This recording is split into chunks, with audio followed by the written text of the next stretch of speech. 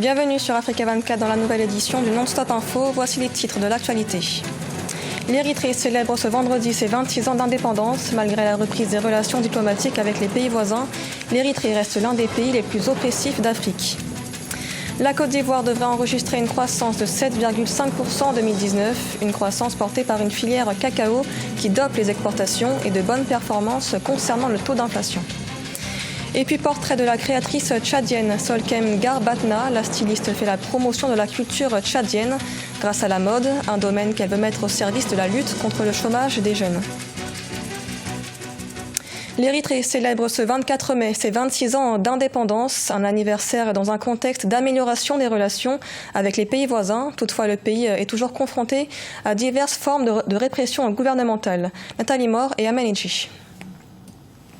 L'Érythrée célèbre le 28e anniversaire de son accession à l'indépendance. Avec le dégel de ses relations avec l'Éthiopie et le Soudan, la population espère un vent de démocratie dans le pays. D'ailleurs, le pays a manifesté son soutien au peuple soudanais suite à la destitution de l'ex-président Omar El-Béchir. C'est très positif.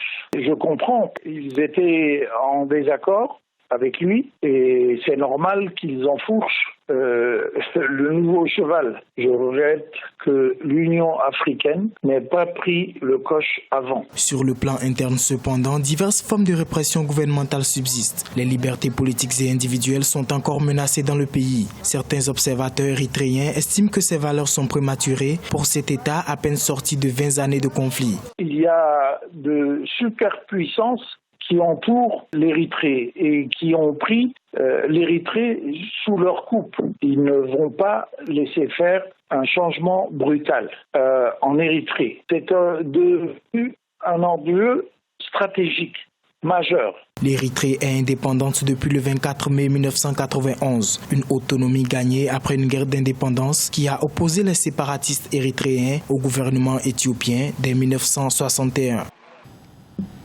Au Mali, 1309 anciens combattants vont intégrer les rangs de l'armée reconstituée avant fin juin. Une intégration dans le cadre du processus DDR, désarmement, démobilisation et réinsertion, un dispositif phare de l'accord de paix d'Alger. Sa mission sera de restaurer la sécurité dans plusieurs localités du pays. Victoria Sedji. 1309 anciens combattants s'apprêtent à intégrer les rangs des forces armées et de sécurité maliennes d'ici fin juin 2019.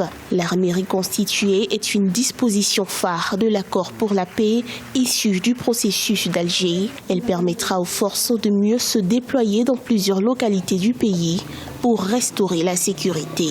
Dès ce vendredi, le gouvernement malien transmettra à la MINUSMA la liste complète avec les numéros matricules de 1300 éléments. Nous aurons ainsi, dans les tout prochains jours, un embryon de ce que sera l'armée malienne reconstituée. C'est le bataillon mixte du MOC, mécanisme opérationnel de coordination lancé le 24 mai 2018 à Tombouctou, qui constituera les premières unités de l'armée reconstituée. Il est l'aboutissement d'une volonté collective des parties signataires d'aller vers la paix avec l'appui de la communauté internationale.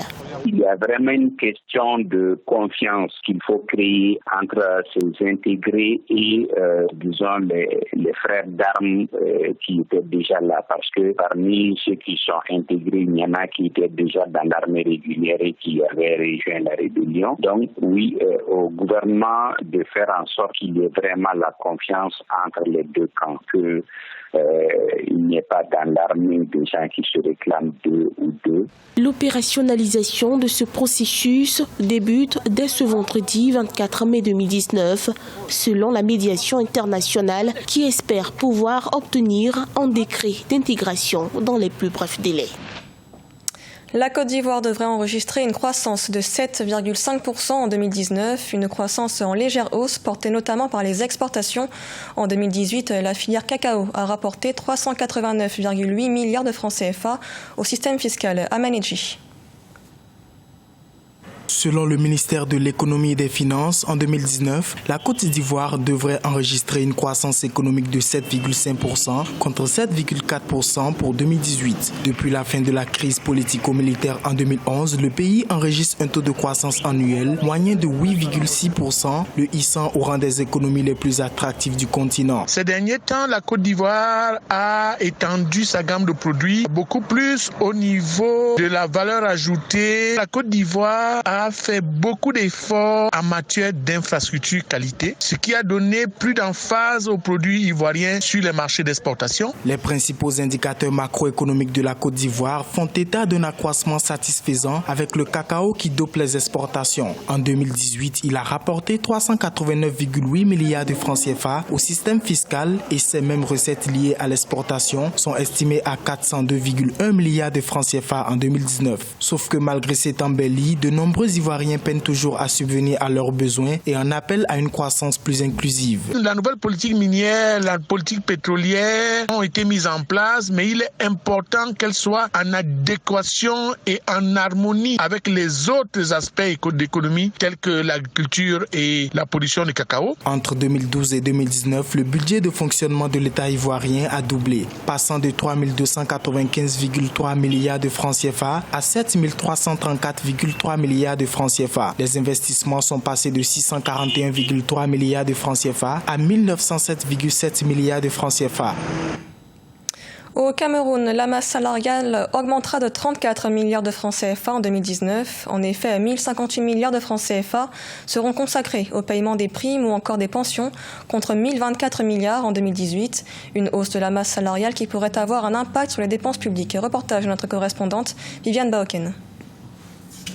Les dépenses du personnel de l'État au Cameroun connaîtront une augmentation de 3,3% en 2019. Selon la loi des finances, l'État devrait consacrer 1058 milliards de francs CFA pour payer les salaires, les primes, les pensions et autres avantages des agents publics en 2019 contre 1024 milliards en 2018, soit une hausse de l'ordre de 34 milliards de francs CFA. Une augmentation ou alors une incidence sur les salaires, non. Puisqu'il s'agit là en réalité d'une augmentation purement fonctionnelle, qui est le contraire d'une augmentation discrétionnaire, dans la mesure où elle repose principalement sur la prise en charge des nouvelles recrues dans la fonction publique et dans l'armée, mais également la mise à niveau des augmentations salariales liées à des états d'avancement des fonctionnaires. La courbe de la masse salariale au Cameroun est croissante depuis plusieurs années. Selon le directeur du budget, la masse salariale des agents de l'État était évaluée à 393 milliards de francs CFA contre 946 milliards en 2007 et 1024 milliards en 2018. Au vu de la difficile situation économique du pays, cet autre ajustement de la masse salariale pourrait avoir un impact sur les dépenses publiques. Il y aura une incidence sur la dépense publique vu que vous avez bien lu qu'il s'agit là d'une augmentation de